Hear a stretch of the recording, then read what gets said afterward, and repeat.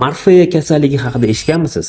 Bu terida dastlab oqish binafsha rangli dog'larni hosil bo'lishi va kelgusida vitiligani eslatib yuborishi mumkin bo'lgan kam uchraydigan dermatozlardan biri. Ushbu kasallikni aniq keltirib chiqaruvchi sabablari ma'lum emas, lekin olimlarimiz buni autoimmun kasallik sifatida, genetik moyillik sifatida qarashadi va bir qancha mexanik omillar, travmalar, infeksion kasalliklardan kelgan va nurlanishlardan kelgan namoyon bo'lib qolishi bilan xarakterlanadi.